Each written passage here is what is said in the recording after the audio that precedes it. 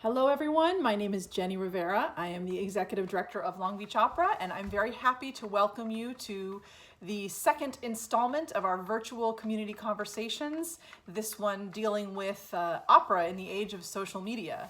And this is a topic that a lot of people were considering before COVID-19, but now it's become even more relevant as we are all trying to figure out the best ways to bring art to our communities virtually. So with that, I want to thank the Long Beach Opera Board of Directors and the Music Academy of the West for providing the grant for these virtual community conversations. And I want to thank the panel and the artists who are participating. And I want to turn it over to some people who know a lot more about Instagram than I do. First, our Director of Engagement and Equity, Dr. Derrell Acon. Over to you, Derrell. Hello, everybody. Thank you so much for being with us for the second virtual community conversation. As Jenny said, my name is Derrell Acon. I am the Director of Engagement and Equity.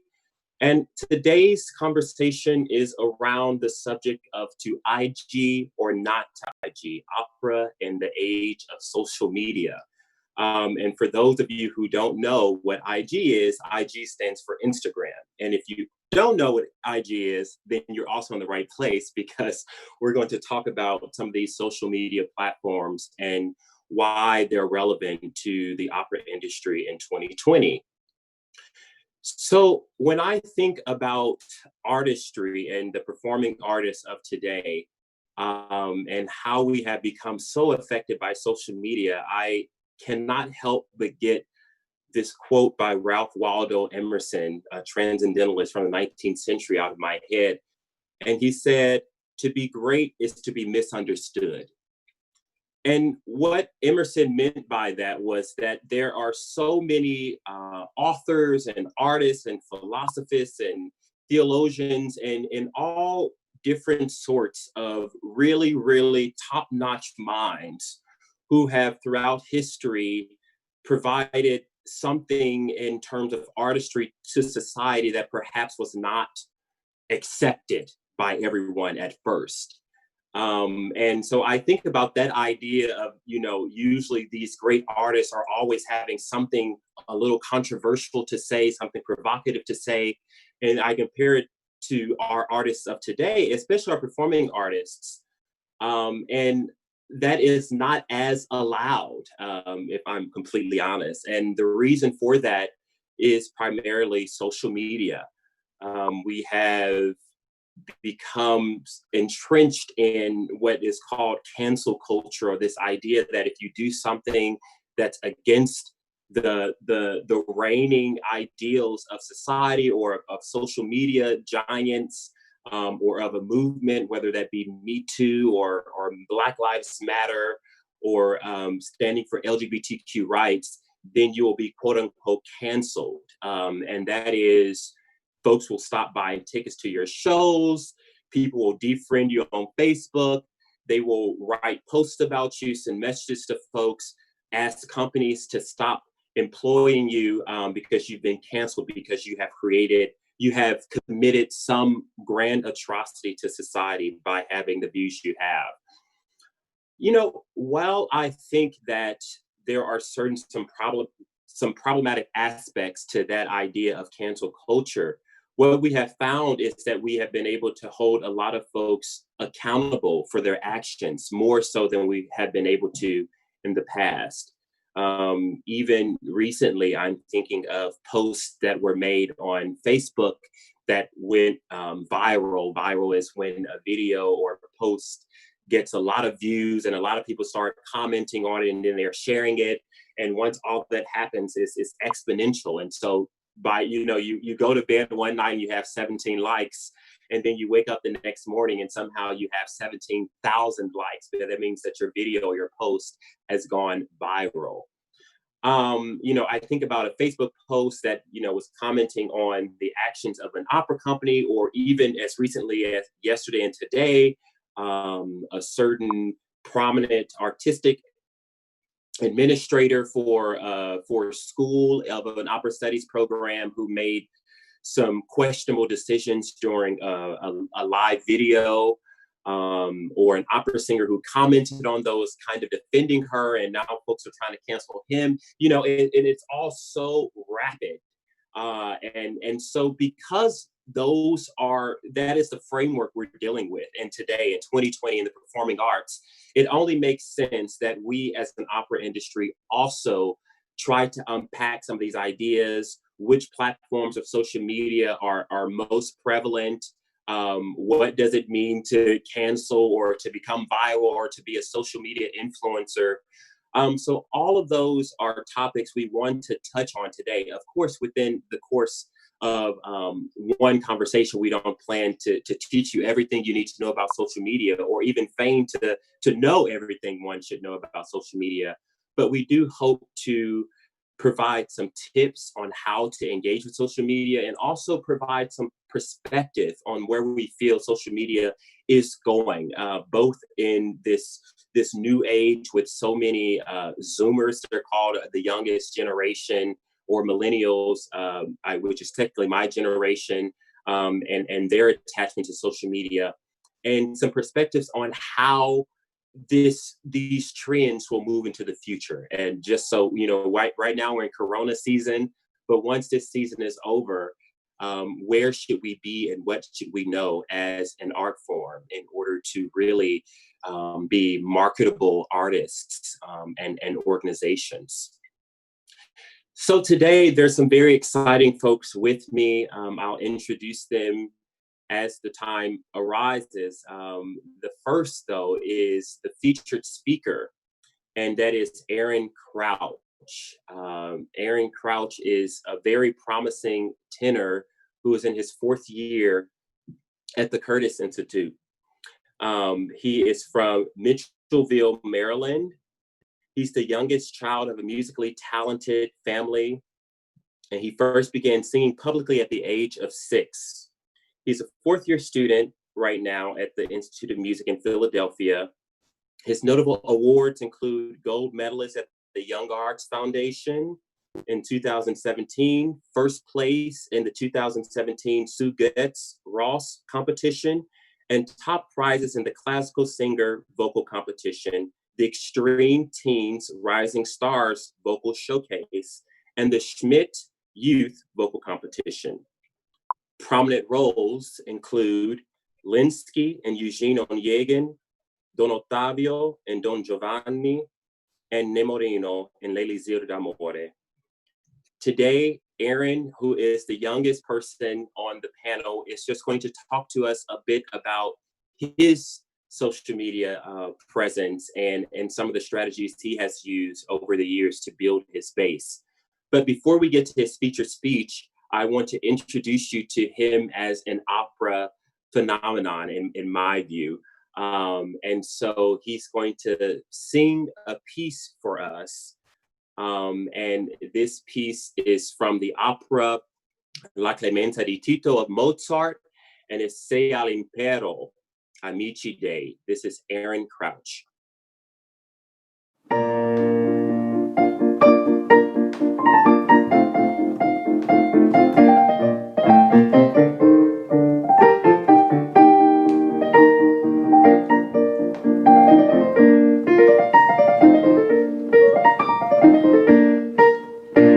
Se all'impero, amici dei, necessario è un cor severo, necessario è un cor severo.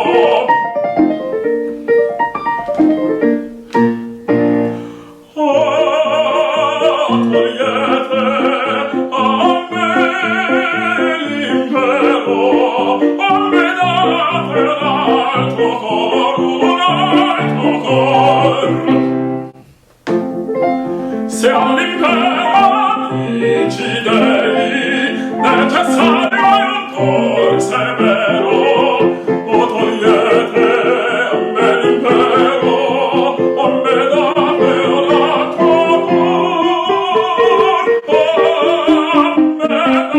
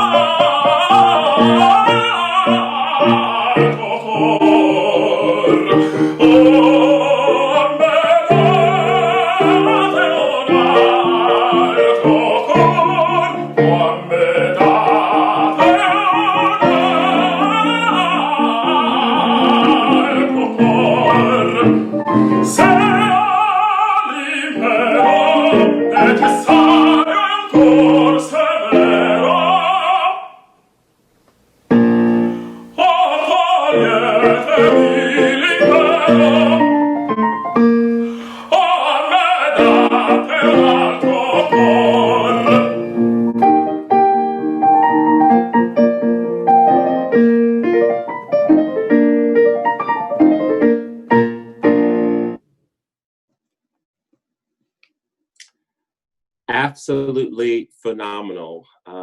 And I forgot to mention, he's 21 years old. So I'm so excited to see where his career goes. I think he should be booked, approached by everybody. But yeah, a phenomenal talent. And we're so happy to have him here. But in the context of this particular conversation, he also has another phenomenal skill set, and that is that he is a social media influencer.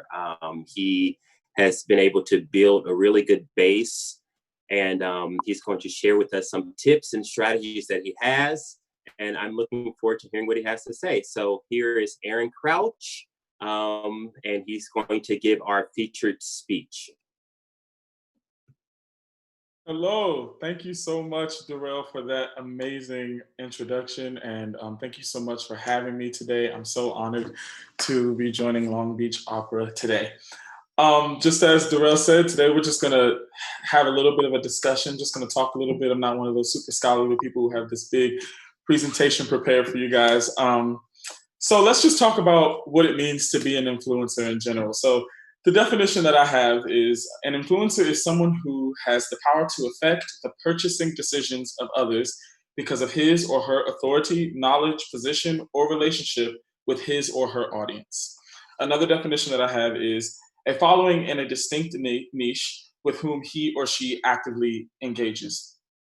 I like to think that I fall under the category of the second definition because, I do have a following in, opera, and I do actively engage with my audience. And, the other person who falls under the other category is someone who is the moneymaker, the face of the company that, the company that puts that face out and says, oh, this person is going to be here, and it makes people want to buy tickets, and the person who can post about a certain product and make people purchase that product.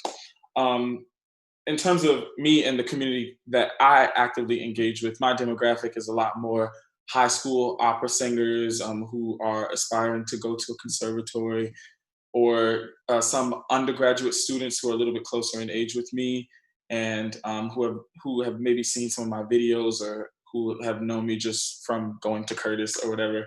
And so I'm going to give you a little bit of history on that. Let's talk about my social media history and how I got started. So when I was in high school, it was my senior year, and it was time to audition for schools. And two of the schools that I was auditioning for was the Curtis Institute of Music and the Juilliard School. And I was very anxious about those auditions, and I wanted to know exactly what I could expect in those auditions. So I went online searching for maybe videos or any kind of information that I could find about the audition process. And I was able to find very few things and pretty much no information at all about the voice auditions in particular at either institutions. And so once I had done my auditions, myself and a couple other singers had decided that we thought it might be a good idea to, fulfill the need. So first thing is, I saw a need and I decided to fulfill it by making videos that I was calling my audition experience. I made one for my Curtis audition and for my Juilliard audition. And throughout my 4 years of undergrad, I have received a lot of views on those videos, and those are the main foundation of my climb to where I am, especially on Instagram and on YouTube. I started to get a lot of messages from young students being like, "Oh, what's Curtis like?" or "What was it like to audition with Julia?" Asking more specific questions. And so that was how I was able to engage with that demographic. As I said, Instagram is definitely one of my most popular forms of social media. It's definitely the one I use the most if I'm posting good news, or promoting something, an event, or a project that I'm a part of. I go to Instagram. If you see my Instagram, I have 10,000 followers. And let's talk about how that happened. I'm not this like superstar or anything like that. Brief little history on that. My friends and I actually made this video where we, did this operatic cover of a Britney Spears song. We did a short little excerpt, and it was originally a Snapchat. This is just a little bit of insight on how quickly things can go viral, and how things you aren't even trying to bring attention to can just spark fire on their own. I sent it to a friend who asked me to send it to her because she thought it was hilarious. She sent it to a friend who sent it to someone who eventually posted it on Twitter. A couple of months later, we were hearing word that our video was on Twitter. Weeks after that, it reached millions of views. It was being reposted by a bunch of very popular pages on Instagram, popular pages on Facebook. Some opera companies had reposted it because we were all classically trained musicians. But the big event in the whole situation was Britney Spears herself actually eventually did repost the video on her own Instagram and tagged me. When this all first started going down, I had about maybe 4,000, 5,000 followers. And once pages started to repost it, I probably got to around 7,000, 8,000. Britney Spears posting it is what took it to the next level. And so I started noticing that I was receiving a lot of traffic on my Instagram, and people were finding videos of me on my actual feed, and they were commenting, being like, "Oh my gosh, you actually are talented too," because in the video, I'm just recording and I turn it around for a quick second at the end. But for the most part, I'm just showcasing my friends having all of the talent. And so I saw this as an opportunity to showcase myself. And so I noticed that I was getting a lot more traffic on my stories. Like that day, I had like maybe 7,000, 8,000, 10,000 views on my story. And for those of you who may not know, the Instagram story is where you can post for 24 hours and it'll disappear after that. So I decided to use that to my advantage, and I started posting a lot more to allow people to see. And so I was able to eventually get to 10,000 followers, and I've kept those followers. The next thing that I want to talk about is, why do I choose to advocate for opera, and how do I do it? And that, kind of goes into what I was just talking about.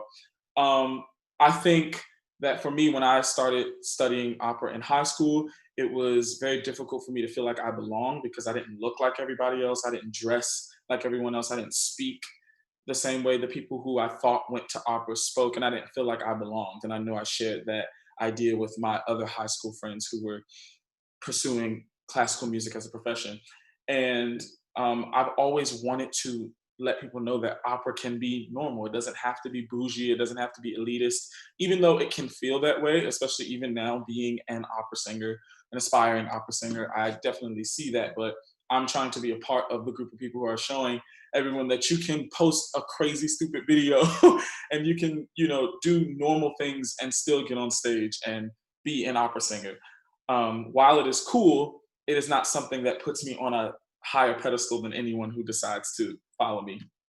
And the way I like to do it is by posting videos of other opera singers. That is a huge passion of mine. I love promoting other young singers, especially. When I see a video of someone who's just like singing their entire faces off, I can't help but show it to everyone else. And I have a lot of followers who are not involved with the opera community at all, who have now, been a little bit interested, sparked interest. I've received messages every now and then of people telling me that they've seen their first opera, or they went on a YouTube rant, just like talking about all the different people that they looked up to hear them sing. And so that's been, super great for me to be able to introduce people to opera in that way. Let's talk about the pros and cons of being an influencer, or things that you might face in terms of, deciding to advocate for opera, or just for anything in general. One thing that I want to say is whatever you post is there forever. Even though you may delete it or whatever, it stays there, and there's always someone who can find it. And so you have to be very mindful of the things that you post. If you think that even for a second something you might post might be a little risky, I think you should take the time to really think about what it is that you're risking. Because at the end of the day, it is your page and you are able to post whatever it is that you want. But it's always good to know that it's up there forever. Another thing is that people will always have opinions. So you have to be ready for that.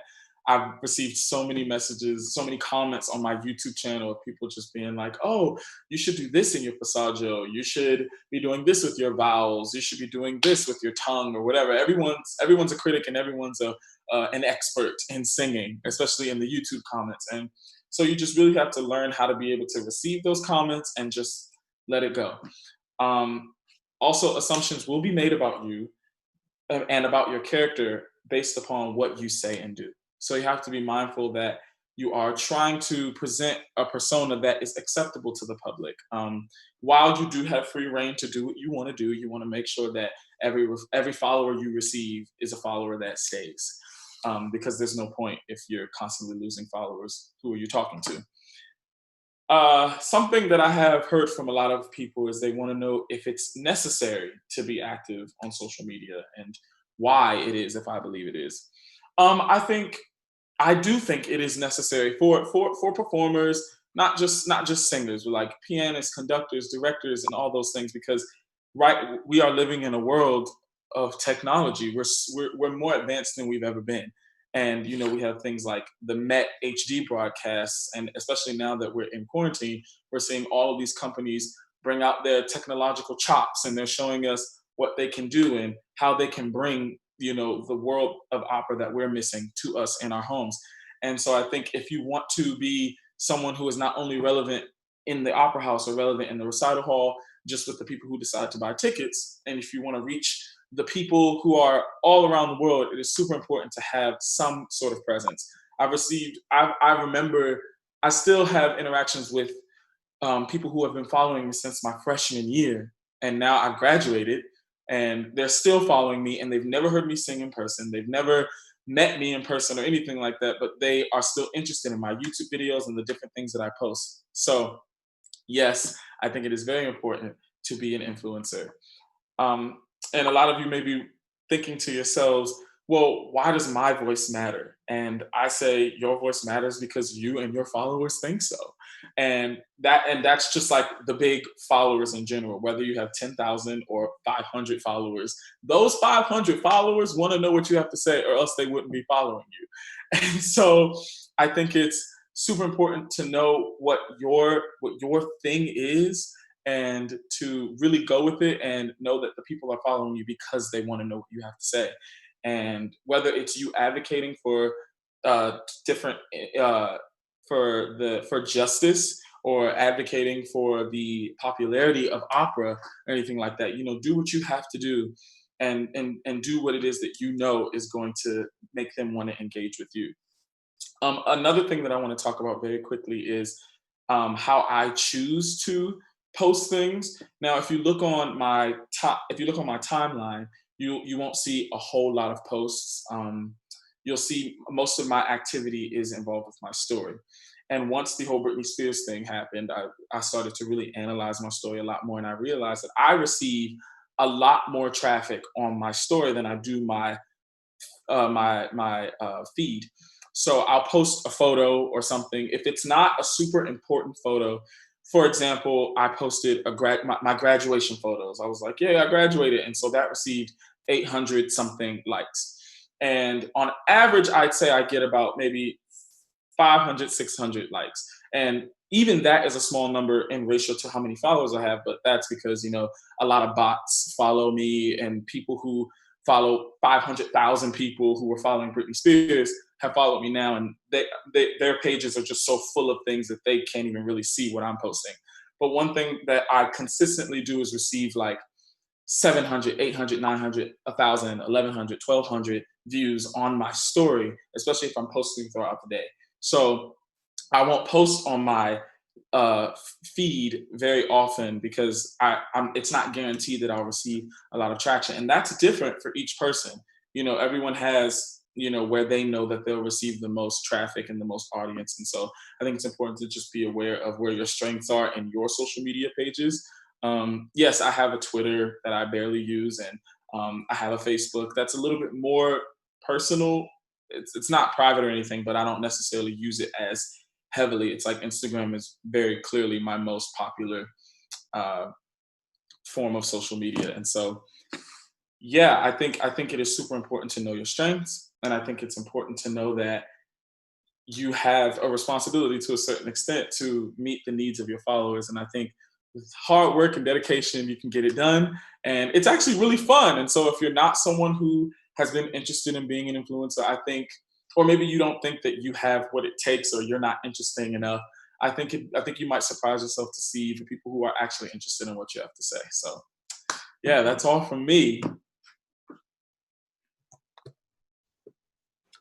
Awesome.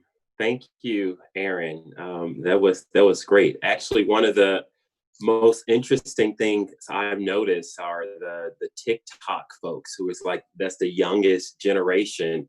And, during all this Black Lives Matter, the protests and these calls for justice, I've noticed that the TikTok community, like, they have found solidarity in each other. Like, for example, there are a lot of instances where folks, are combating their parents on their limiting views. And then, it's just, they come to TikTok crying or secretly recording, some audio from their parents, which I don't know how I feel about that.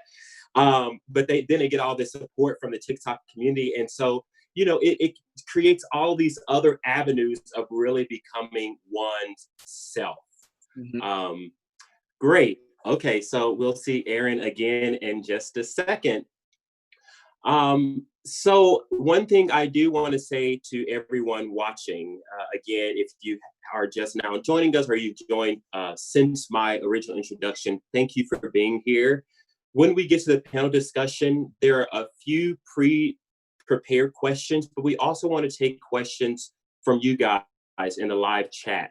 So please, if you have any questions for Aaron, or the two folks whom you'll meet soon, Catalina Cuervo or Zach Finkelstein, or me, write those in the chat, and then we're going to compile all of them, and I'll get them at around 5:10. So if you can have all of your comments all of your questions or comments in the live chat by, say, 5:08, then you can guarantee that there's a chance that I'll see them. Of course, we might not be able to get to all of them, but please try to get them in there by 5:08, and you'll be a part of the discussion most likely.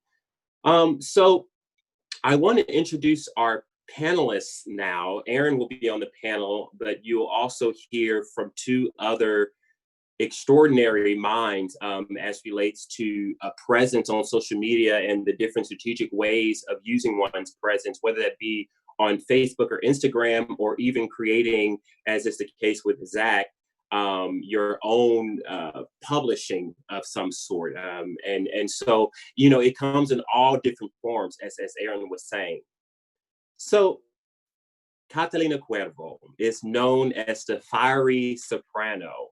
She's Colombian born and holds the distinction of having performed the most productions of Piazzolla's Maria de Buenos Aires in the history of opera. That's just an amazing thing for me to say.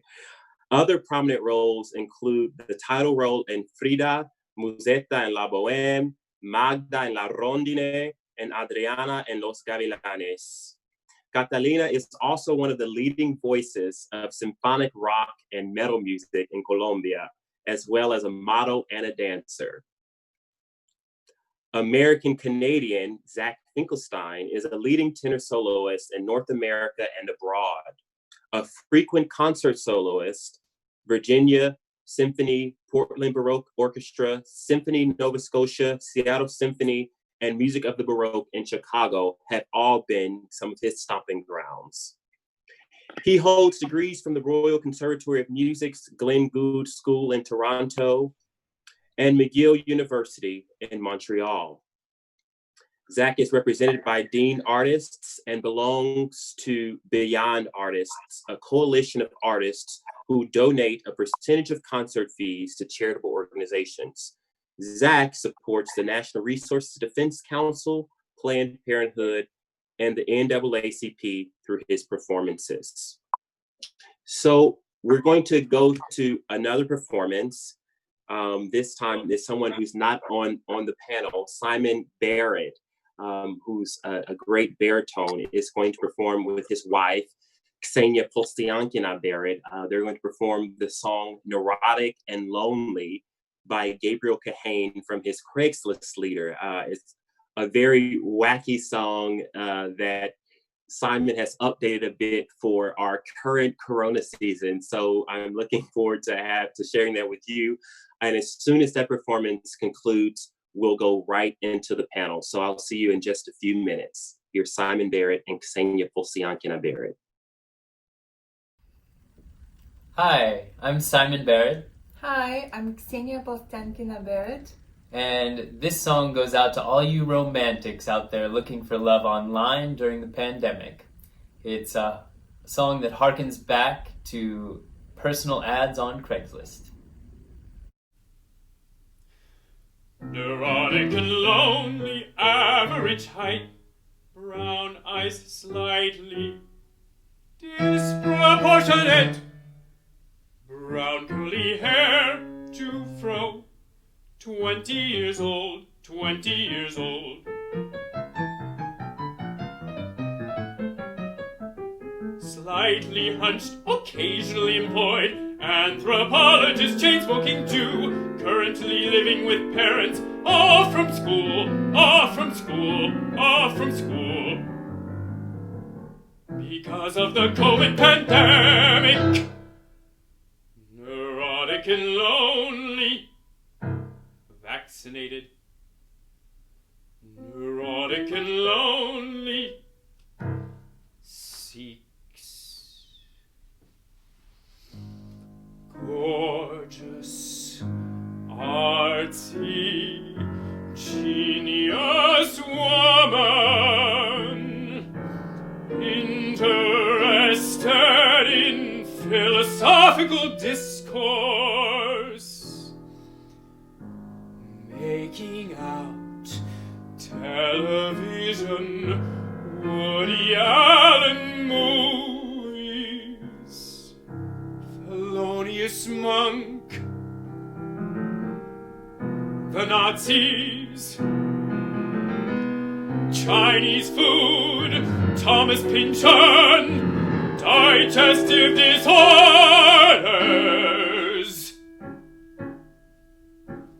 neurotic and lonely.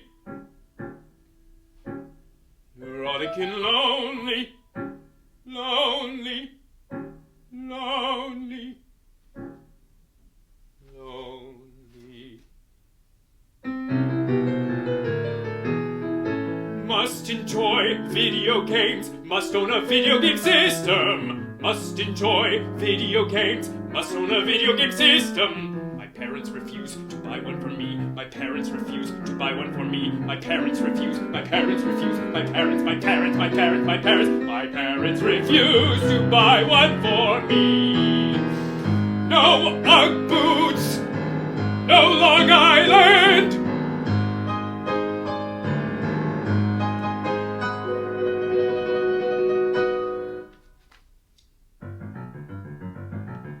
Neurotic and lonely, neurotic and lonely, neurotic and lonely, neurotic and lonely, neurotic and lonely, neurotic.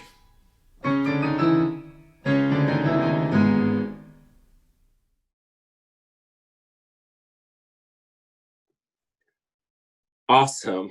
Thank you, Simon, and thank you, Ksenia. So here we are on the panel. Zach, Catalina, Aaron, thank you all for being with us. You know, I actually just want to spend a couple minutes, and this is impromptu, and so I'm sorry to put you on the spot, Aaron, but I'm just hoping, can you tell us which kinds of roles that you are wanting to perform in the near future, what kind of career you're hoping to have? I mean, you're so young, and so I feel like since we have a platform, let's use it and let's hear about, you know, some of your aspirations.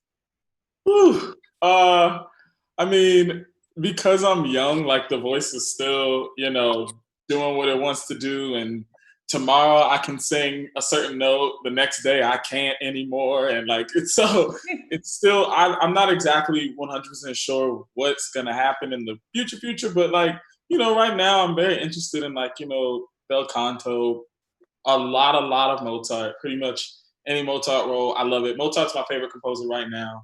That's like the Mozart King roles, Don Ottavio, Tamino, all of that stuff, and like, you know, Nemorino. But, you know, maybe a little bit later, have some opera going on in there, just a little bit of that lighter Verdi. And maybe even later, some cooler things. But yeah, for now, I'm just doing the Mozart is cool. Yeah. I love it. I mean, I want to do the Mozart stuff for the rest of my life. But I mean, like, you know, I don't know. Probably the biggest aspiration I have is like Don Carlo. But that's something that would like, oh yeah, if it were to happen, that would be a long time from now. So great, awesome. Don Carlo is one of my favorite operas. It's some of the most overwhelmingly gorgeous music there is in the canon. Absolutely. Awesome.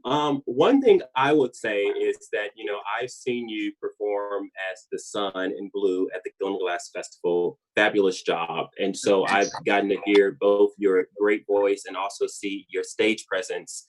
So this is just a memo to all of the casting directors, artistic directors, general directors, that he is a phenomenal talent, even for his age, and he's ready. So hire him. Okay. Awesome. Thank you.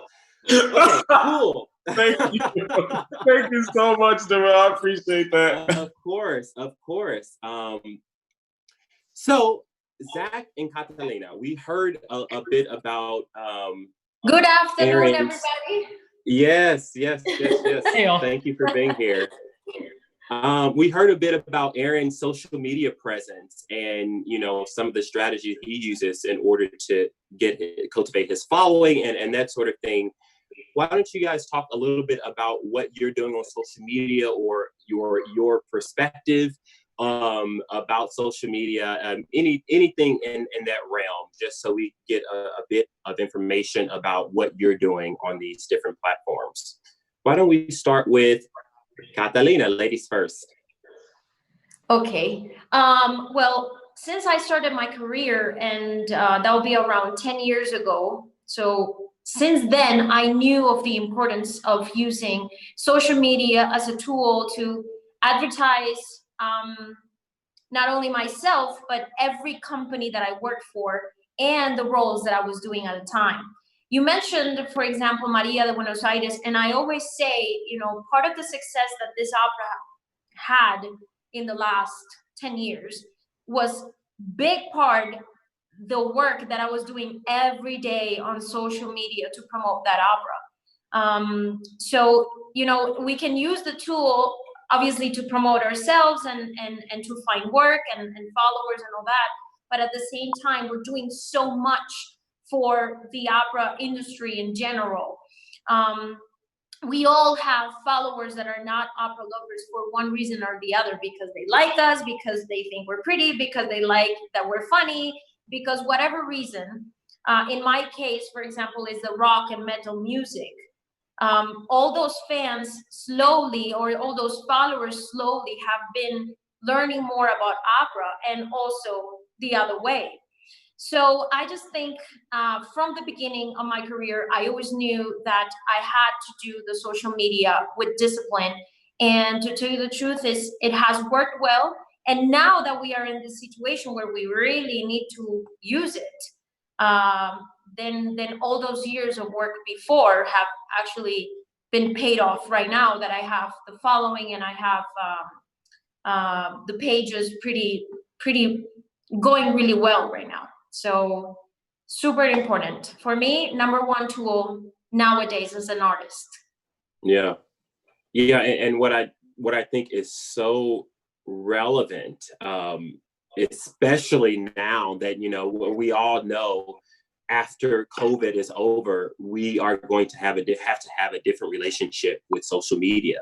And so this piece Definitely. where you're talking about, some of my followers are on social media and some of them are not. And is that going to become more and more problematic, and who's being left behind? I work for Long Beach Opera, and even we talk about, some of our patrons are folks who might not have Facebook. So what do we do about that when we're doing a conversation like this on Facebook? And so, we decided, okay, we'll record it and then put it on YouTube and send them the link and do an instructional video about how to find the live page, even if you are not Definitely. frequently on Facebook, but even all of those different supplemental things, one must anticipate that they will change and start to force people into the realm of social media, because it's becoming so prominent.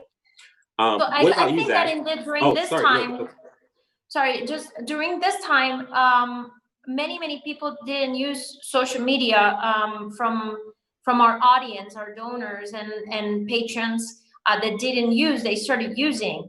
Now, to tell the truth, from the question of to IG or not IG, Instagram is the only one that it's sort of behind. Having, let's say, Facebook having the most people of the ages of 40 and over. And so, I think as artists and opera companies, we need to think that we cannot focus just on IG or just on Facebook, that we need to tackle all of them so we can really cover all of our followers and donors and opera lovers with all of them, which is really hard. Yeah, for sure. Yeah. Zach? Yeah, I can talk a bit about my profile. First, I want to say, Aaron, that was so freaking awesome. Like, that aria is so hard. Yeah, great job. About a year ago, so I'm the editor, creator, writer of middleclassartist.com, which some people have heard of. Mostly young artists have heard of it. Mostly no one else has. And about a year ago, my son was born, and I'd been in this business for like 7-8 years, and I just seen a lot of things that didn't sit well with me. And, I decided, like, I want to be a part of an industry that I would be proud of to tell my son about. So I started writing about what I thought were some systemic injustices towards young artists. And, with the idea that my core audience was not donors, it was not administrators, it was people like me who, got kind of stuck in the YAP circle and, trying to figure out what to do after conservatory. And so that's generally how that site started. And that era kind of the site culminated in a piece called $1 Million Voice, which talked about how, becoming a New York opera singer costs about $1 million. And that was my first viral piece. I think it's a hit like 23,000 views. And then starting in COVID, I just went all in on this site. Like I was writing a new 2,000 word piece like every day. Like it was wild. And people were really paying attention. And I think the big part of that was on March 3rd, I wrote a piece saying, hey guys, force majeure is going to be like a huge problem for us. And then like 2 months later, everyone's career imploded. And that's when I shared it. yes. And then everyone's like, middle class artist, we should take a look. And so when I say social media, I'm like, I have like 8 centipede legs in every pot. And, there's like 500 here and 1,000 there and 3,000 there. And I have like my own private forum on Facebook. But the main driver of my presence right now on online, which basically is the only place you can be, is middle class artist. And that has led to some really interesting opportunities. Last month, I think I hit 250,000 views in traffic, and one of my latest articles hit 275,000 views. So the audience started at young artists, and I was like super focused on that. I was like, here's the 10 things you need to know to navigate the world outside conservatory. And then it grew to like, how do we even present music? And like that got like 110,000 views. I was like, okay, so now like administrators are listening. Like basically senior development people at like major New York organizations are listening. And, through a series of articles, I developed this like ridiculous source network. So, I can just message someone on Facebook and be like, hey man, like, what did you earn that year? And he'll be like, oh, here's my contract or something. So like, I have access in a way that a lot of people don't, because I started from a position of like, I'm a young artist ally. I'm here to advocate for these people. I'm literally losing a lot of money. I'm not making money at this. Like, this is obviously a passion project because no one's making any money. And so now I'm at about 2,000 subscribers there. I think traffic this month was a little less, but still pretty high.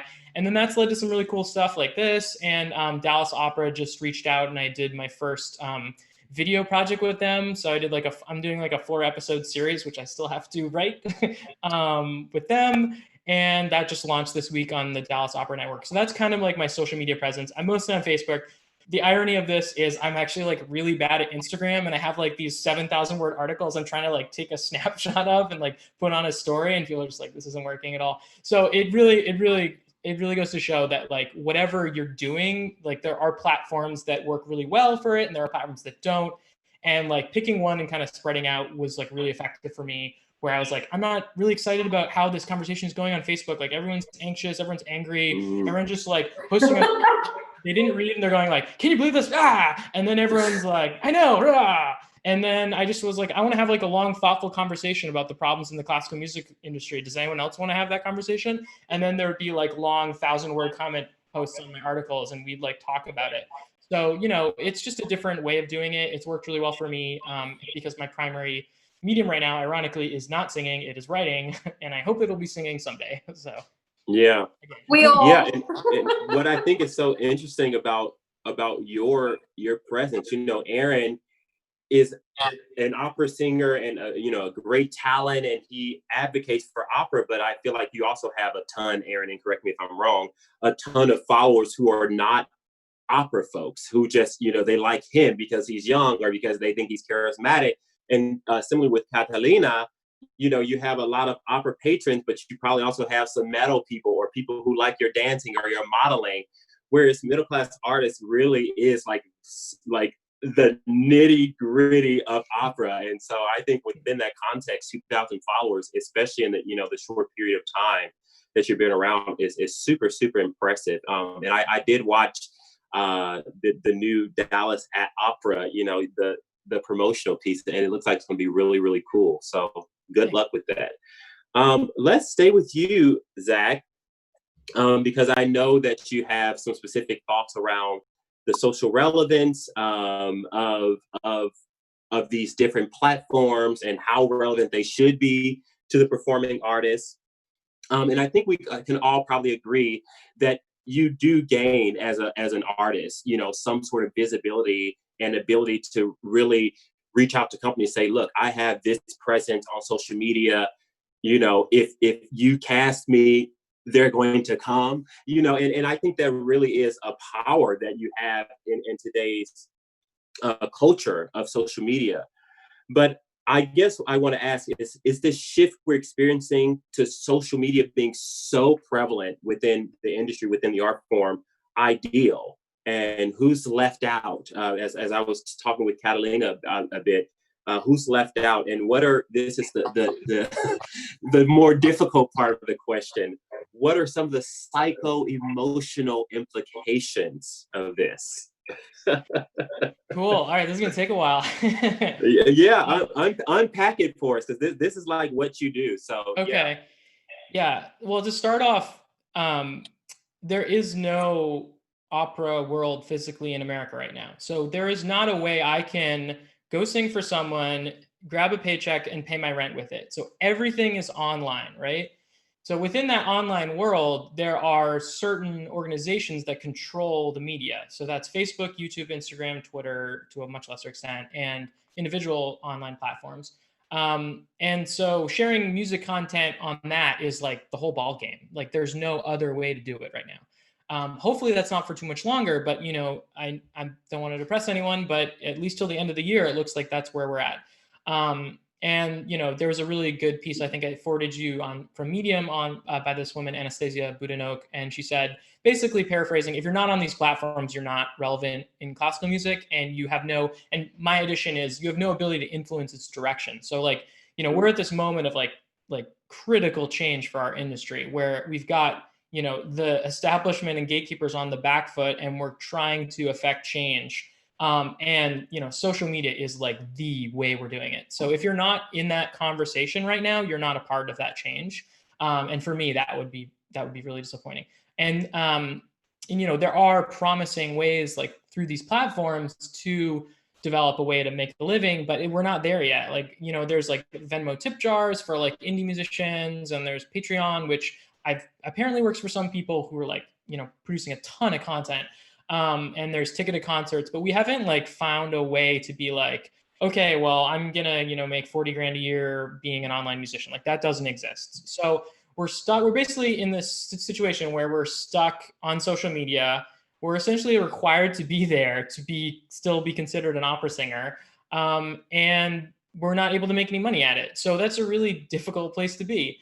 And there's also like really big psychological elements to this. So a lot of you know, people in the arts, especially young singers, who just went through this like amazingly traumatic experience of losing all their work. Like me personally, I think I lost 11 short contracts to force majeure and wiped out all my gigs through next March. So I'm right there with everybody. I mean, it's not as much money as the Met or Chicago Lyric, but it affected me a lot. So like we're all dealing with this like major traumatic event, and we're only able to deal with it on social media, which amplifies like anxiety, anger, fear, you know, those emotions, and rewards people for posting things like that. So it's kind of like the perfect storm. And there are a lot of, you know, studies that have shown that, you know, young people, especially, a lot of use of social media on a lot of platforms can correlate with the rate of depression, anxiety, and distress. So, you know, we're in this like really vulnerable group that just went through this like collective trauma. The only way we can talk about it is on these like really problematic platforms that amplify our anger and anxiety. And there's, you know, the more we use it, the worse we feel. So yeah. It's like a really difficult position we're all in as artists, because we have to find some way to like stay relevant, whatever that means. We don't really have a definition of that yet. It just seems to be post a lot. And you know, the environment where we're doing it is at least Facebook, I consider to be pretty toxic. It's one of the reasons I tried to create my own platform, in order to just like have an actual conversation. So that's kind of like the sum up of, you know, how I feel about that. And as for the groups that are affected, I mean, online content and social media, like it's not rewriting the rules for our industry. It's like all the inequality and systemic racism and all the problems that we've been talking about for the last month and before are still there. It's just like a shiny new blue Facebook color. So, you know, the people who are able to put out constant content are, you know, people like me. Like I have another career and I've had one for a while. And, you know, I have the privilege to spend some money on some new ideas. Like I'm trying to hire writers for middle-class artists, and I'm losing money on every artist, but I think their voices are important. And it also, hiring those people buys me some time so I can try this other crazy project that's not going to make me any money. So like, I'm just throwing a bunch of things at the wall and seeing what sticks right now, like everyone is, but I have like multiple shots to do that, whereas a lot of people don't. And the other problem is, I'm really glad you led with Aaron, because like a lot of the gatekeepers are just showing like top 20 opera content, the most famous people of all time, like, Pavarotti every Saturday night. And the idea of involving young artists, especially BIPOC artists, who are excluded from that content historically, like they were not allowed to be on that stage. So that is, that content being shown in the archives right now is like just further excluding young artists and BIPOC artists who weren't able to be a part of that. And so now, we have a whole generation of people graduating where, they're competing with this content that's like the Met HD, and it's like, Joan Sutherland, and you're like in like, multi-camera format, and we're on Zoom with like our iPhone. So, it's really difficult. And then, the same financial challenges that I've talked about in middle-class artists, things like application fees, which are barriers for people to even get in the room. Things like young artist programs paying people $150 a week, and paying people $100 for travel when every concert is 100 miles away. That applies to social media. It's just different. So like, I have this fancy light thing I bought on Amazon that cost me $80, and so I don't look like a ghoul. But like, like not everyone can do that. And like, I have a mic, and I have a laptop, and I have Ethernet, and like, I live in a city that has good Wi-Fi. And there's a problem where it's like whoever spends the most money can present themselves in literally the best light, like my beautiful soft lighting that you're seeing right now. So it's like, it doesn't change anything about the systemic problems. And then sort of being a little more positive, this was from a friend of mine, Asitha Tenakun in Canada. They're talking about ways that, proactive ways to like deal with this. And one of the things he mentioned was like, grants from government, schools, opera companies to cover some of these costs. Like, when you graduate, you get your certificate and you get a Blue Yeti. Like, why can't we do that? Why can't they partner with a technology company, Nice. Yeah. And, a group I work with, Conspirare, Craig Johnson is like, he's just an amazing, amazing person. And, one of our contracts is going to be online, and he's sending recording equipment to every single artist across America that is involved in this. So everyone's on an equal element. So, there are ways to do it, and that wouldn't even cost an opera company whose budget's like $20 million a year that much. That's like $1,000, So, there are ways to do it that could reduce some of the inequity and inequality in the system. But for now, we're basically stuck in this like angry Facebook loop with no way to make money. I'm sorry to be so pessimistic. Yeah, no, that's fine. Catalina, why don't you jump into this part of the discussion? So he's talking about some of the inequity as reflecting, systemic inequity. But I think there's also another conversation of folks being left behind simply because social media does not traditionally fit within their age bracket. A lot of older patrons just are not on Facebook. Do you feel like you're dealing with any of that? Any of the folks who would come and see you in an opera house not being able to see you on Facebook? So I've had both. I've had situations with a lot of let's say our older crowd that doesn't really want to do this social media thing. But I also have many that have actually jumped into social media because they want to see us, because they want to connect. And I defer a little bit with Zach with something that he said. I agree with almost everything, but there's just one thing that I want to add, which is for me, in my case, I feel that social media, instead of making me angry, it actually gave me back my love for singing. When all of this happened, that I started getting all the contracts canceled. This was March, I think. February, March, when we started getting all those contracts canceled, I got really depressed. I was really, really depressed. And I've talked about it in the show I was, for about a month, I couldn't sing. Like, if there was a birthday, I couldn't sing happy birthday. I mean, I was depressed. Wow. I didn't want to I didn't want to hear music. I didn't want to have anything to do with music, because I just didn't know what was going to happen to us. And Jennifer Rivera and Long Beach Opera gave me the opportunity to do Latin Heat. And to tell you the truth, this show rescued me in so many ways.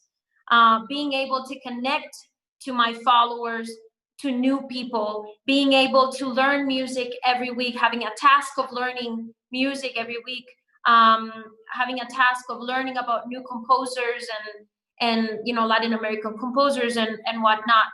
I'm not going to say it gives me the same pleasure of being on stage, of course, but to tell you the truth, it has really healed my heart and it has made me happier. And it gave me, just Latin Heat, gave me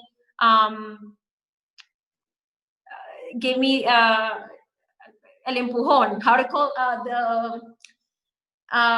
it gave me the strength and it pushed me to be back. And so it's all in our mindset. And this is something that I want to tell the not only the young artists, but all artists of any age. I know it's hard for us all of a sudden to be thrown at something that we don't know what to do with it. That that's not what we do. What we do is we go, we rehearse for 3 weeks, we present a show, we learn the music with a coach, we sing with an orchestra, with a piano. That's what we do normally. All of a sudden, we have to, like Zach said, do it at home with no lighting, with our Zoom, with our Facebook Live, no microphones, because, most opera singers, we don't have a microphone at home. We don't sing with microphones. Right. So all of a sudden, they throw this at us. And yes, for a lot of people, it has been really hard and they just don't want to do it. But I want to encourage all artists of all ages, not just young artists, but if you are 70 years old and you're a bass and you're a singer and you're amazing, just do it. This is what we have to do. Do you want to stay singing? Do you want to keep yourself relevant? We need to change with the times. And this is a new time. So, and going with that, for young artists, it was horrible being a young artist, having to go to those places and audition and paying, like Zach said, so much money. I will never forget one of the auditioning seasons that I spent like $10,000 on auditioning. It's just ridiculous. God. And, now is the time for those young artists to get the attention of those opera companies. And now you can do it better than before. You don't have to pay anything. You just have to get one of those videos like the one Aaron did of Britney Spears. Just do something fun that will go viral. I guarantee all those artistic directors in opera companies, at least in the United States, they are going to look at you. So this is a time for us artists to use the social media to stay relevant if we already have let's say, ongoing career, to not disappear, and for young artists to really shine. And we can do it as cheap as in your own home, with your own phone, and with a light bulb. Because, and then the other thing that Zach said, when the pandemic started, I was in Colombia, so I'm in lockdown in Colombia. I cannot go back to the United States. And in here, I don't have anything. I don't have a mic. I don't have lighting. I don't have anything. And I've made it work. So just make it work. Look what you can offer. Just get off the shyness. I mean, we sing in front of thousands. So let's just do it and enjoy it, because this is what we have. Yeah. And if you give it a chance, it will warm up your heart and it will make you happy again to be singing and to be creating. Yeah. And another thing I think it does is sends a signal to all of these opera companies that what the people want are what is relevant, are, BIPOC artists, are younger artists, are artists who have, awesome charisma, artists who do unique repertoire, all of these things.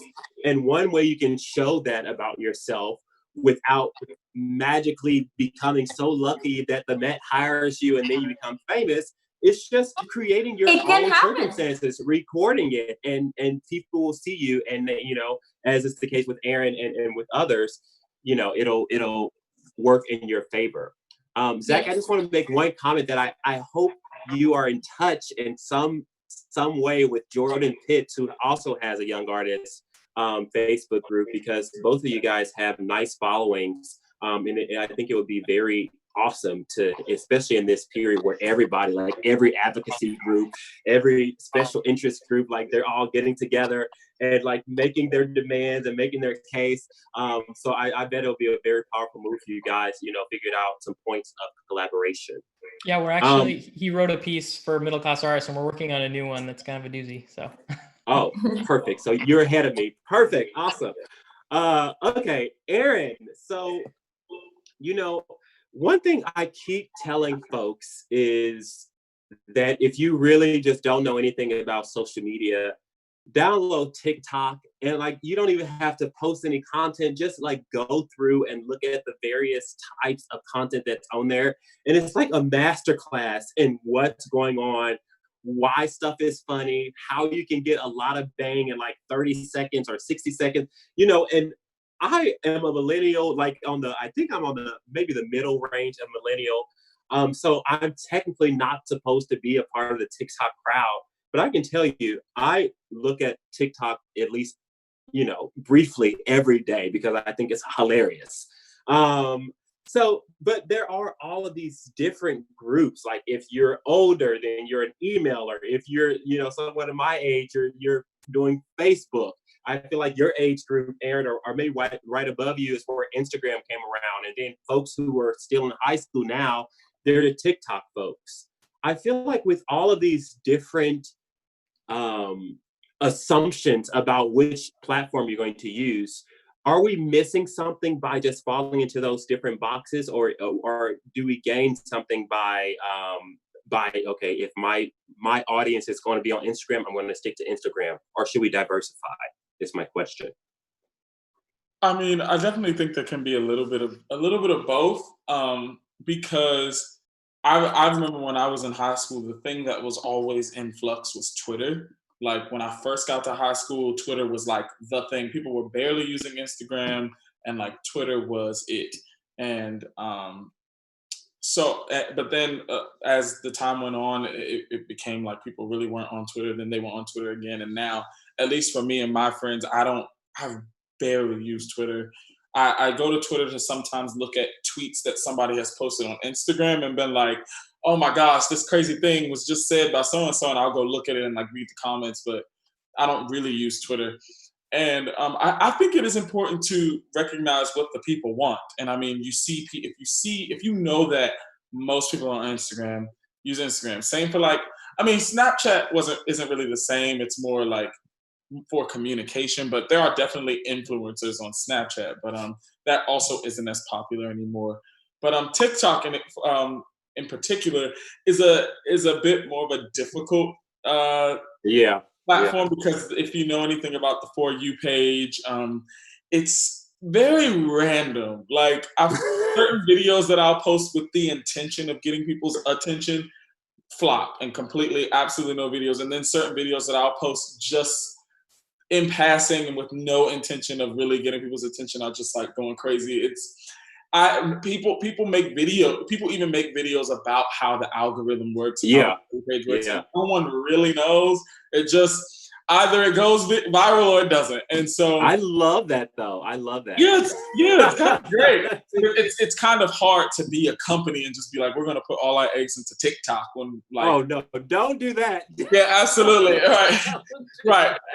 But I mean, you see, like there are people who have like 50 million followers and who get like billions of likes and stuff like that. It's definitely, while we're in quarantine, it has just for a little bit of information. I remember TikTok used to be called Musical.ly, and it was just a place where people could lip sync to things and stuff like that. And then it turned to TikTok, and really nobody was on it other than high schoolers. And so I didn't have a TikTok, but and then more people started to get on it. And then once quarantine happened and people were bored out of their minds, people started to get on TikTok, and I started seeing people who I actually thought was funny and people who were actually talented and like doing everything. And now, just like you, I'm watching it every day. And Yeah. so I think it is important to be aware of everything that is going on, but I think it's important to focus and like also be aware of where people are going to generally look at the things that you're posting. Yeah, I mean, I would say, especially if you're someone who's, you know, as Catalina and Zach and you actually have all alluded to, who's just now getting into it and kind of having to get over some shyness or something, then perhaps it does make sense to focus your attention on one platform for now. And then but the reason I mentioned TikTok is I don't think you should do any marketing on TikTok necessarily, but I feel like it just teaches you a lot about why stuff is funny, why certain videos are viral. Because on TikTok, I can literally go, for those of you who don't know what TikTok is, you can basically go in the videos, I think they're either 10 seconds or 60 seconds. I think those are 15 seconds, something like that, but they're very short. And so during the course of 20 minutes, you can go through like 100 videos, like a lot of videos, maybe not that many, but a lot. And what I noticed is that if the video has 100,000 or more likes, I'm going to find it funny or I'm going to find it sad. And so it's a commentary on how we think as human beings. Like, we have this collective understanding of humor, this collective understanding of emotion, as much as we try to be on our own little spheres, you know. And of course there's some things that other people find funny and you might not, but generally, at least you can figure out why other people find something funny. And I think it can help you as someone who's trying to cultivate a social media presence. Let's see, what else do I want to ask you? So Catalina, you have a huge following on Instagram, and you have a lot of people, as I said, who are not only opera fans, but also fans of some of the other stuff you do. And I'm just wondering, you know, keeping up the image, maybe you don't feel like it's image, maybe it's just always just you, but in my experience, No. like most people who are popular on social media, like, they do feel like they're cultivating a brand, and that's demanding. And so what are some of your strategies for balancing that with your performance career or some of the other hobbies you have, or your family life, or any of those things? Do you feel like there's ever a conflict, or you just schedule it in just like everything else? Yeah, I got used to that as part of my job in every opera that I do or any show that we have. That part of my work is the social media, you know, is now integrated. Like, there's no, you know, I started doing the social media thing strongly around 10 years ago. First Facebook only, and then Instagram, and now Twitter, YouTube. I'm not in TikTok yet. So I just got used to that part of my work is all the social media. So for example, I do a show, and before I start a show, I start with all the promotional things. Everything that the opera company shares, any article, if there's an article, I'll take a picture, I'll put it on the stories with a link to the article itself on every story. I'll post in the main feed, I'll post pictures of those. Any promotional work that every company does, I ask them to send it to me, and I share absolutely everything. Then on my preparation, if I need to learn a role, then I sometimes videotape the lessons with the coach or whatever, or practicing at home, and I post those. And then once the show starts, it's on. I mean, it's on, like, I'm 4 or 5 hours a day working on my social media in a show every day. So this is all the time, talking to people, posting different things, taking pictures every day of rehearsal, or once we are in a show, I always do Instagram takeovers for the companies and for my 3 pages. Because I have I have my fan page in Facebook is my biggest. I have 50,000 in that one. Then 6,000 in the regular Facebook, then Instagram 13,000 and la la la. So I do 3 Instagram takeovers. I do takeovers for the companies. I share everything, me going to rehearsal, my friends, the other colleagues. People love rehearsal videos and photos. They love it. This is the tricky part. On the Sitzprobe, for example, I try to steal videos that are less than a minute, so I don't get in trouble with the unions, the orchestra unions. Try not to ever tape the orchestra, which is very sad, by the way, and it's really something that needs to change. Zach, you need to talk about write an article about it, Zach. Zach's right. Write this down. We are way behind Europe, like I'm way taking notes. behind. This is great. Because of the unions, we're not allowed to have those videos posted in our pages. Because of the union, we're not allowed to post the Sitzprobe, and all of those videos people love. In my Instagram, in the IGTV, the video that has the most views, I don't remember the number, but it's the one that has the most views, was me in a Sitzprobe of Frida. And it's a video taken from the side. It's not a great video, but it's a video in a Sitzprobe, and is the one that got the most views because people want to see that. People want to see it. And we are behind in the United States comparing to Europe and other countries when it comes to that, to having access to videos of us performing backstage, etc. Yeah. So in summary, I've been working on that for many years, and it's a big part of my job. It takes a lot of time. It takes a lot of discipline. Sometimes it's really hard because you're just tired, but you just gotta do it.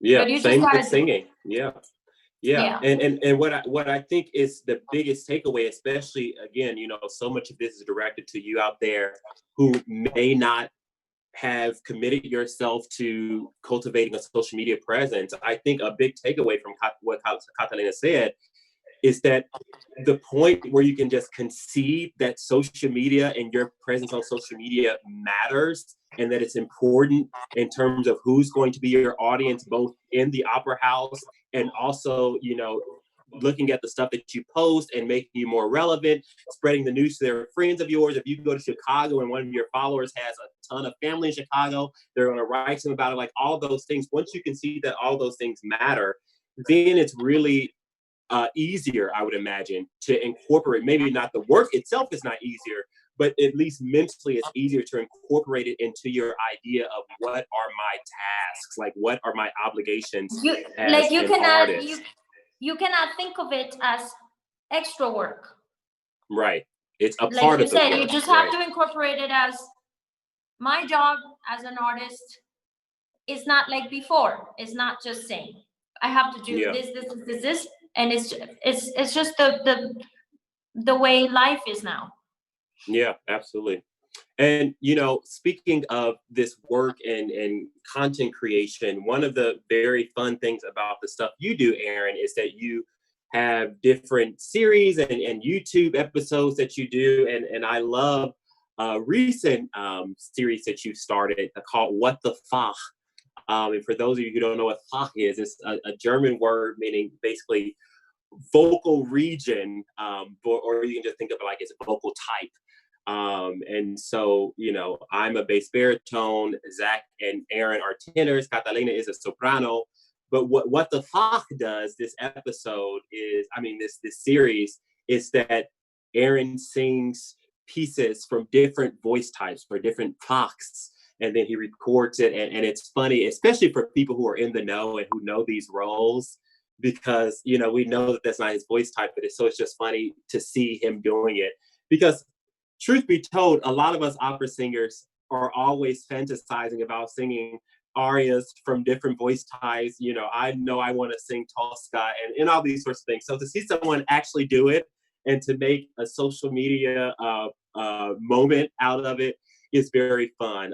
So I'm going to gather some questions from the live chat, and we'll come back. But in the meantime, I want to show you one of the most recent episodes of What the Fach of Aaron. And this is episode 3, and he's singing Belcore's aria from L'Elisir d'Amore, Come Paride, vezzoso. So this is Aaron Crouch singing Come Paride, vezzoso.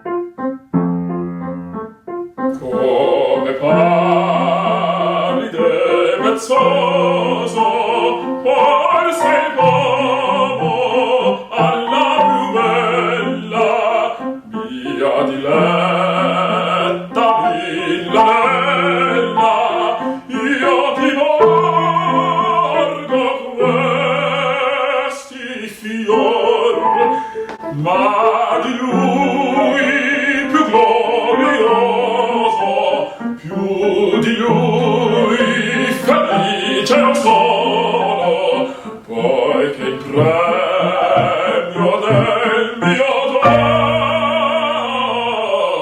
dono, poiché il premio del mio dono nel riporto il tuo bel cor.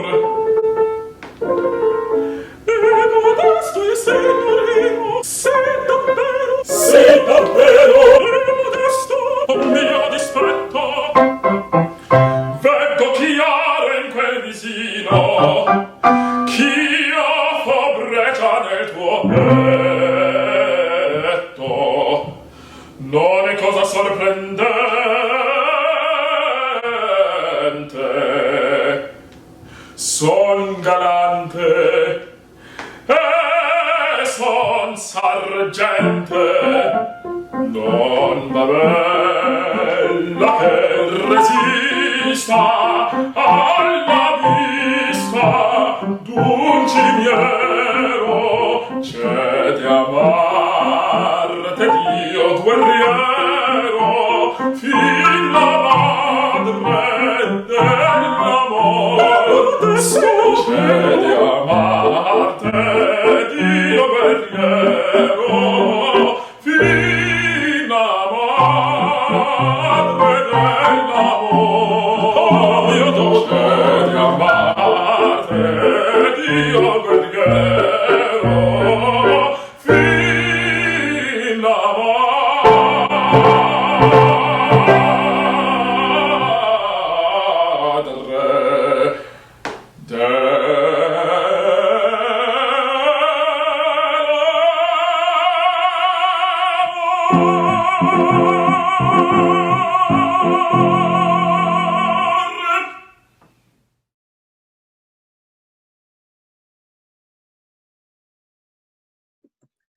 Awesome. Very cool. Yeah. You have Catalina's approval. I also think it's so funny. Aaron, I can tell that it's just That was awesome. It's not like CLEMENZA DI TITO, but I especially love like with all the other purpose. characters. I was like, I was like, Watching it, like when I'm making it, it's so like, oh, this is fun. But watching it is so cringy. It's just like, Well, I'm telling you that it's funny. So thank you for that content. So we have a couple questions from the live chat. One comes from Srimati Satu, who asks, how do you make opera relevant for young people?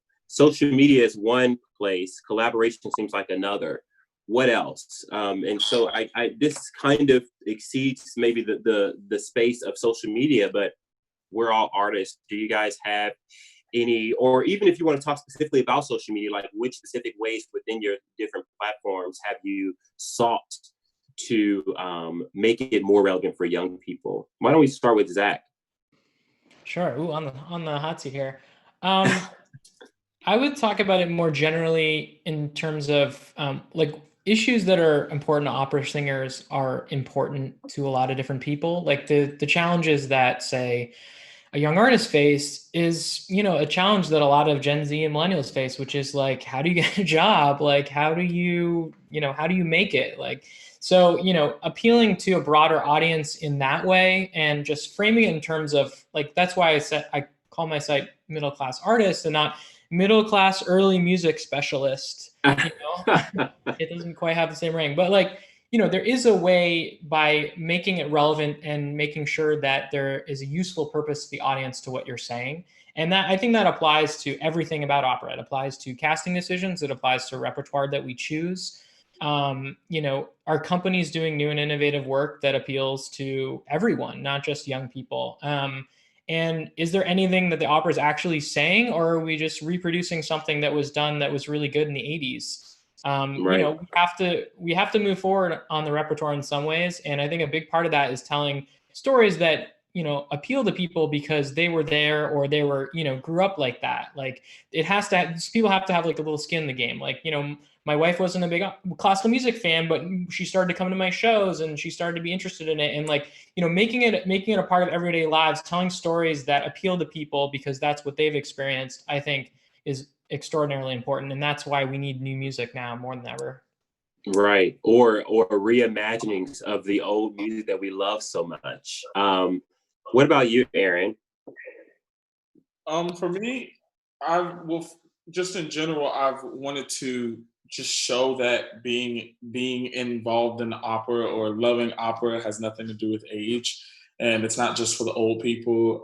Opera can be very interesting. I like, especially being a part of Blue has really helped me to show like there are stories about current events that are being composed and that are being put up by opera companies. And but one small way that I've really thought about a lot, which was one of the main reasons why I felt like I didn't have a place here, was just like presentation in general. Like I remember I used to feel like I had to wear a suit just to go to see the opera, and I never understood why everyone made it seem like it was such a big deal to get all dressed up to go sit in the dark for 3 hours. And I know that was the same thing for a lot of my teenage colleagues when we were all teenagers. And I'm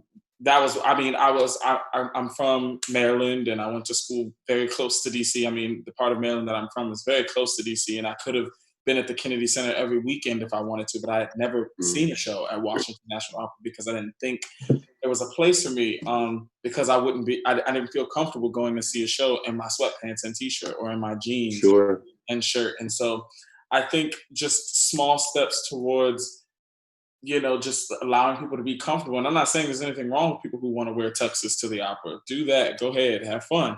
But I think it's also important to invite people to come as they are, because I have heard people literally say the phrase, I mean, I'm interested in coming, but I don't feel like getting all dressed up and being all right. And that's just the truth. And so I think if we can be more inviting to those people by just saying, we accept you and you can come as you are, I think that might help for those. Yeah.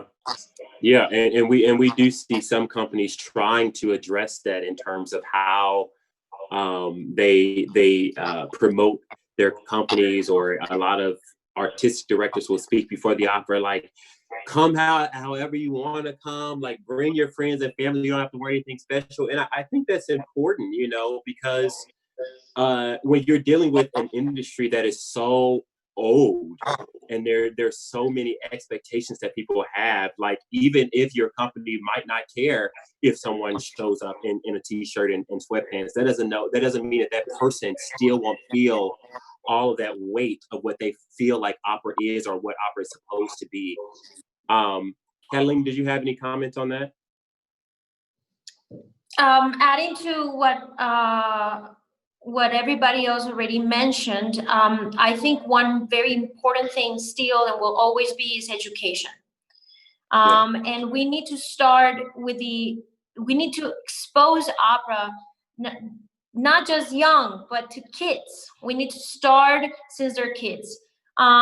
With Florida Grand Opera, I've worked on and off, going to schools, and I also do it every time I do go sing somewhere. I try to go to a school or a middle school and talk to the kids and expose them to opera. Just tell them what it is and sing to them and all that.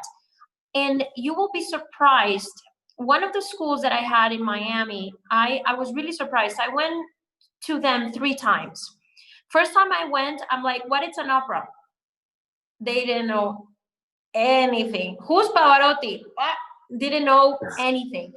But the 3rd time that I went, the kids have gone to YouTube because now they can just go to YouTube and obsess with anything you tell them.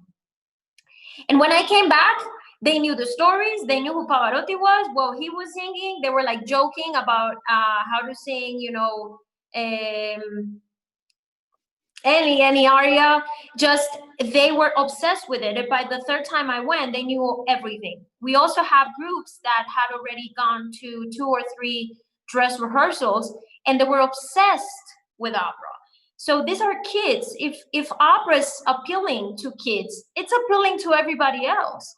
The magic of what we do is in that is grand, is that when you are in the audience and you hear the orchestra and you hear this humongous voices and they don't have microphones and there's a chorus and there's lighting and there's the magic of opera is we don't need anything else. What we need to do is expose people to it.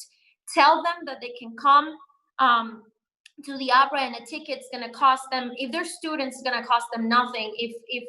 If they pay a regular ticket, it's much cheaper than going to any concert of anything else.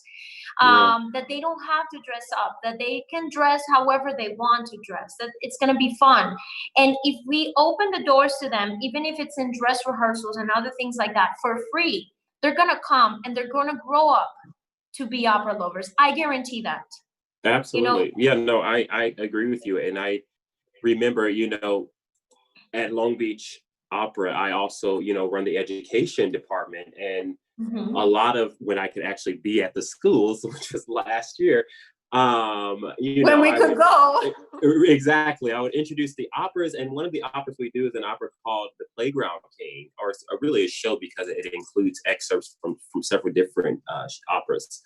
And it takes place outdoors on, each school's playground equipment. And it uses microphone, but like these are opera singers singing traditional opera arias, but usually with different text to make it more kid friendly. And like there's a story. And I remember one time it wasn't even a show. We were just rehearsing. And we had the speakers and everything. And there was this gentleman, I assume he was homeless. I'm not sure. But he had been there for a while, and he seemed somber and quiet and to himself, and we performed, and then I was like, okay guys, take a bathroom break and I'll see you back in 15 minutes. And he came up to me and he was just like, wow, that was really beautiful, like that was awesome, man, like, are y'all gonna perform it again? I was like, yeah, we're gonna perform for the kids in about 20 minutes. And he's like, I'm gonna stick around. I was like, absolutely, please do, And so this idea of exposure, like I feel like so frequently the debate between opera being relevant to certain audiences and exposing them, they become muddled, because the first one has a lot to do with elitism and just like, we're doing this phenomenal thing that if you just give it a chance, you're going to love it because we know it's phenomenal. Like that's kind of making certain presumptions about what we're doing. But this other idea of like, no, I know that I love what I'm doing. If you can just, come into my space for a second, give it a chance. If you don't like it, awesome. If you do like it, like I'm going to tell you what you can do next to fall in love with it even further. I feel like if we can make that differentiation, then we have a much better chance of bringing in even newer audience, not only younger folks, but older folks who may not have known what opera was. I didn't know what opera was really until my last year of high school, if I'm being honest with you. And I was a singer. I was in choir. I was singing solos and everything, but like opera, I didn't know what it was.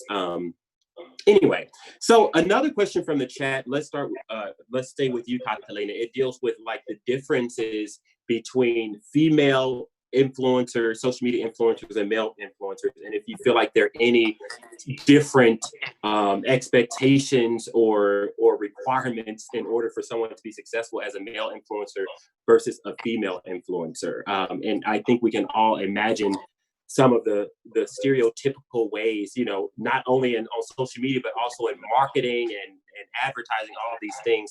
But since you are someone who has been successful at this, like, what can you share about the difference, the perceived difference, or experience, I shouldn't say perceived, the experienced difference of experience? I will have to say that personally, I haven't experienced any difference or, you know, any different treatment because I'm a woman.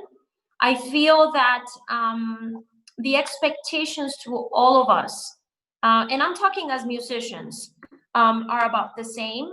I wouldn't know about, you know, makeup influencers or fashion, but I'm saying in music, I don't feel that there's a difference. And I think that both a woman and a man, or a mix, or however you want to call it, can everybody be successful. And it has to do with luck also. Yeah. Luck, hard work, you know, everything else. So I don't see a difference. I don't know if my friends here think differently. I don't feel that there's a difference.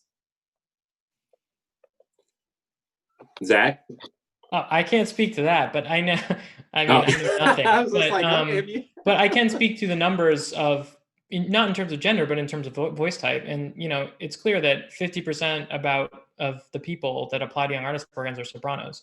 So if you kind of, you know, extrapolate, which I don't know if this is true or not, but, you know, it's probably easier for, say, a bass baritone to break through the crowd than, say, a soprano in terms of social media reach, just because there's less of them. So I mean, that has nothing to do with gender, but it's really just voice type. But I imagine that could be an option. Yeah, I mean, and one thing on that subject of, you know, a baritone versus a tenor is, like, I do feel like in opera right now, there is a greater focus on the body of a baritone, you know, like barahunks, or the bodies of women, you know, and so sometimes in certain circles that could be used as a currency.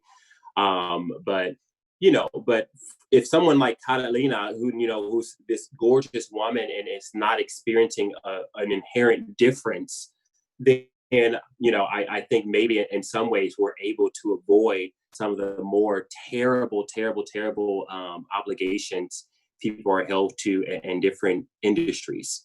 The next question I want to get to is about, you know, what we've experienced during COVID season, of a lot of these companies expressing their messages of solidarity and writing their statements of how, you know, we're with you, we hear you, we're going to learn, we're going to do this, and this. I just want to get some of your thoughts about that. Zach, I know you have some specific thoughts about that, so we'll probably start with you. But then I also want you guys to think about maybe what companies can think about doing after COVID in order to stay engaged on social media and stay engaged with their artists. So Zach? Yeah, I'd be happy to talk about the communal belly flop our organizations did on a couple weeks ago. I can speak to it from, you know, my background is in marketing and analytics, and a big part of my job for the last, you know, decade on and off has been brand strategy. So, you know, none of this, what I'm about to say, is original. It's just about marketing and brand. But, you know, there's three really critical elements of a brand messaging. And like the first one is believability. So, you know, it's a very simple kind of like duh thing, but, you know, if something you say reflects your core values, people are like, yeah, you know, right on. Like, I totally agree. Let's share that. And if something conflicts with your core values or what is perceived as your core values, people are like, no, that makes no sense. Like, why would you say that? Like, you did this thing, and then like in 1970 you did that, and then like share that, and then it's like the complete opposite effect of what you wanted. So without naming any names, some organizations were able to navigate that and some were not.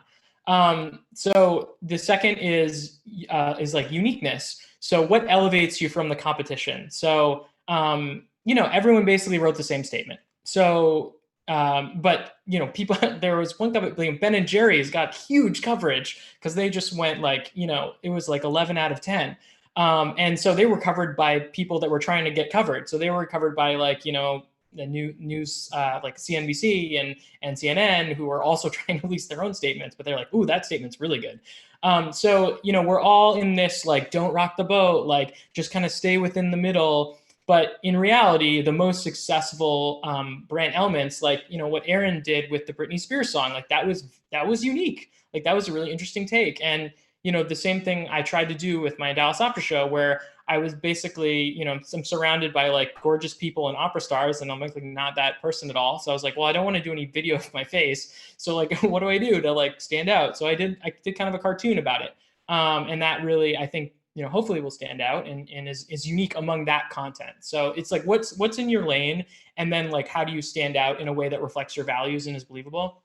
And then the last point would be relevance. Like, they have to connect it to their own identity, and it has to serve a purpose to the audience. So for instance, a company that's very innovative and produces new music, and they have to show a rerun because we're not producing any more content, but the rerun is like Stonewall the Opera or something like really cool that got published in the last like 5-10 years that's relevant, is different from a company that has no history of that whatsoever and is like, okay, let's just find something that's like kind of relevant, and then that kind of goes back to believability, and it's all this like vicious cycle. So for instance, for my organization now, like I'm hiring writers and I'm paying them, and that's like a big part of my brand is like, you need to pay your writer, you need to pay your artists. Stop not paying your artists. So like, if I didn't do that, that would be really problematic. And all the content is related to my own identity, but it's things that I don't think I can credibly cover. Like I have 2 articles that I paid people to write on the unemployment situation, which I don't know anything about, but is such like a critical element of American, of what's going on in America.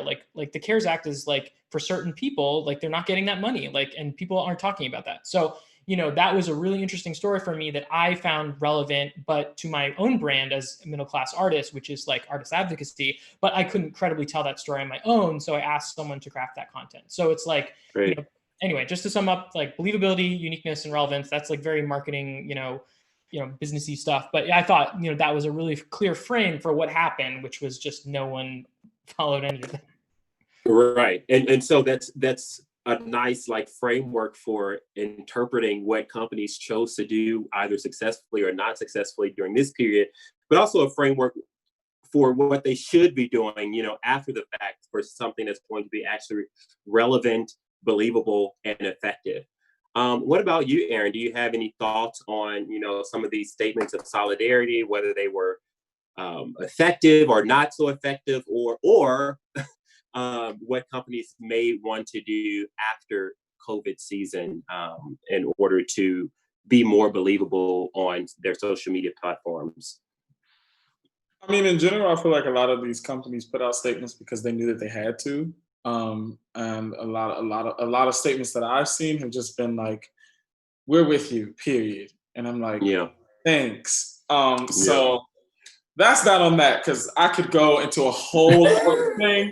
So I'm just gonna say the answer to that question is no, not really a huge fan of a lot of the statements I've seen, period. Yeah. In terms of, I think that the momentum in which they're putting things out, I think they should just keep that same energy as soon as as soon as the world finally, as soon as we finally get to press play on the world and like we go back to normal. I think, I mean, just like Catalina was talking about earlier, people love to see that behind the scenes stuff. And so like if these companies do more live streams, I know that's a little bit harder because once the world goes back to normal, all of these artists will be like jumping back and forth from state to state, country to country to do their jobs, stuff like that. So it's a little bit harder to catch them at a time where they can just commit to something like that. But doing these live streams, just hearing them talk about their career, talking about like what it's like to be an opera singer, or also getting that footage from rehearsals. And it's like, I don't know why, but people love to see it. And I know that some people feel like the rehearsal room is a sacred space and you should be able to do what you need to do and stuff like that. And yes, but I think we just have to face the fact that that's what the people want to see. And if we stay relevant, we have to appeal to the desires of our audience. Those are the people who are buying the tickets. And so I think they should just keep that same momentum of just putting stuff out, coming up with different ways to keep people engaged on social media, especially for people who can't come see an opera, you know, people who live in another country and can't, come over here and see a show at the Met. If the Met is putting out all of this information, all of these different ways to be engaged with the Met, other than coming to see it, you'll have so many more supporters and stuff like that. So yeah.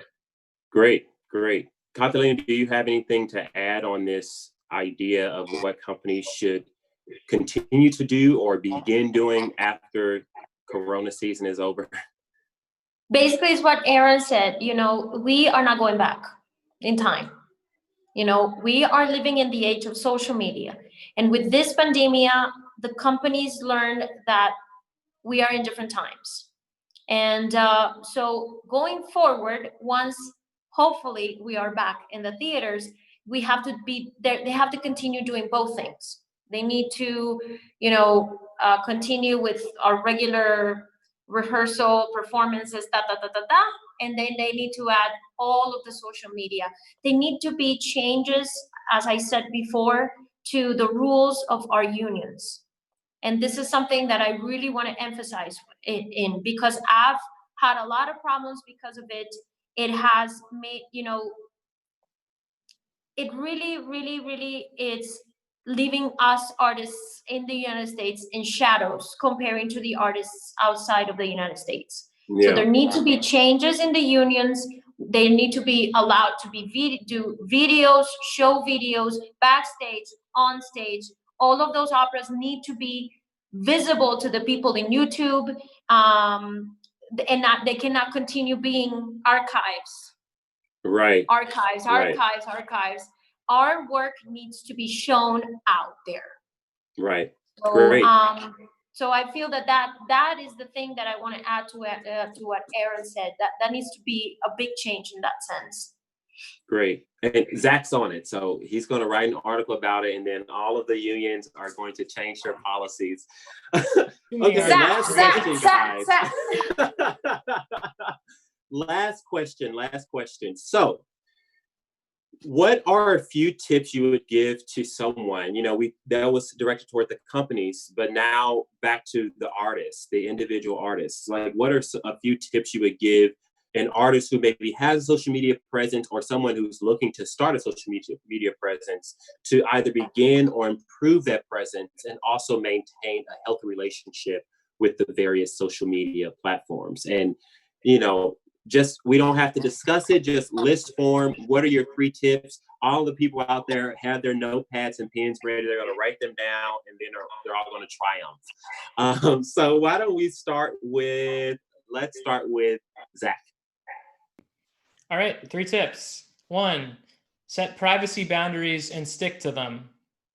2, take regular time away from social media. 3, say no to emotional labor for free. Great. Catalina? Number 1, you, just like any other product, you need to know yourself, and you need to know what are what you have that other artists don't, and you need to focus on that. You need to, in my case, I'm Latina, so yes, I'm Latina, and they call me the fiery soprano. So what is the type of thing? Even the colors of the photos that I put use a lot of reds, a lot of blacks. So you have to know yourself, and that's the way you're going to sell yourself, just like a product. Number 2, please don't say no to social media tools that are paid. You have to understand that you are a company, and companies invest in advertising. So do not say no to it. Facebook ads, for example, are not expensive at all.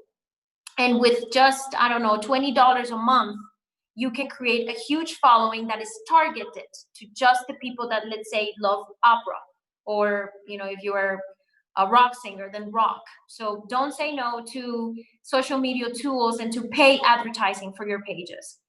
Number 3, keep it fun and sexy. Sex sells. Yeah. Perfect. Aaron? Love that. Number one, I think it is important to know your audience, know exactly who it is that is your demographic, and learn how to appeal to them effectively. Number two, I think it is super important to be innovative. Find a need and fulfill it. If there's something that you see yourself wanting, I'm pretty sure that there are many other people out there who are also looking for the same thing. So find a need, fulfill it, and I think that that's a good way to be seen. Number three, be yourself, because these people are following you because they're interested in you and they want to see you being authentically you. And even if that is a brand that you have created, be that brand and, really stick with it and commit to it. And those people will definitely stay. Awesome. Great. Thank you, guys. I just have one tip that I would throw in there, and you all kind of alluded to it anyway, and that's just be honest. I feel like be honest with your audience, be honest with yourself. If you're somebody who, like Catalina, can spend during a show 5 to 6 hours on social media, then do it. And that's awesome. You're going to find joy in that. If you're someone who's like, I can post once a week, like that's what I can do that and be honest with your audience, because every time you come on, if you have a following, they're going to be yearning to see you next. And every time you come on, it's going to be authentic. It's going to be awesome. And you're going to get a lot of bang for your buck. So no matter what you think, be honest with your audience and be honest with yourself and who you are. Thank you all so much. The panelists, Zach Finkelstein, Aaron Crouch, Catalina Cuervo. Thank you to Simon Barrett and Ksenia Olsiankina Barrett. Thank you to Eric Bridges, who's been running production for this conversation. To Jenny Rivera, the ED of Long Beach Opera, to my Long Beach Opera colleagues in the comments, keeping everything on task and compiling the questions for me. Also, thank you to Music Academy of the West for providing the grant that was able to support some of this work. So this concludes conversation number 2. And I hope you guys will join us next Sunday for the last of these 3 virtual community conversations of this particular season. And that conversation is Till the Fat Lady Sings. And it's going to deal with body image in opera. And it'll be at the same time, on June 28th at 4 p.m. Pacific Daylight Time. So now, for those of you who enjoyed that hilarious song, Neurotic and Lonely by great Gabriel Kahane, in this last scene, you'll see a bit of our season of solidarity next year, which is cultivated and curated by Yuval Sharon, a person a lot of you know and who's just so phenomenal. I'm looking forward to that season. But you'll hear the audio of Gabriel Kahane actually singing his own piece at piano. So he's singing and playing the original. But thank you for being with us, and I'll see you next week. Ciao. Thank you so much. Bye-bye. Thanks, everyone. And back there on the piano, Mr. Gabriel Kahane. So before there was Cambridge Analytica, and before there were Russian trolls, and before even there was Facebook, before MySpace, there was a website called Craigslist. And back in 2006, I wrote a song cycle called CRAIGSLISTLIEDER, where I set actual ads from Craigslist to music. I'm going to do one movement from that cycle. This is called Neurotic and Lonely. Neurotic and lonely, average height, brown eyes slightly disproportionate, brown curly hair, Jew fro, 20 years old, 20 years old. Slightly hunched, occasionally employed, anthropologist, chain-smoking Jew, currently living with parents, off from school, off from school, off from school, to deal with emotional problems, neurotic and lonely, medicated, neurotic and lonely, seeks gorgeous, artsy, genius woman, interested in philosophical discourse, making out, television, Woody Allen movies, Thelonious Monk, the Nazis, Chinese food, Thomas Pynchon, digestive disorders. Neurotic and lonely. Neurotic and lonely. Lonely. Lonely. Must enjoy video games, must own a video game system. Must enjoy video games, must own a video game system. My parents refuse to buy one for me. My parents refuse to buy one for me. My parents refuse, parents refuse, parents, parents, parents, parents. My parents refuse to buy one for me. No Ugg boots, no Long Island.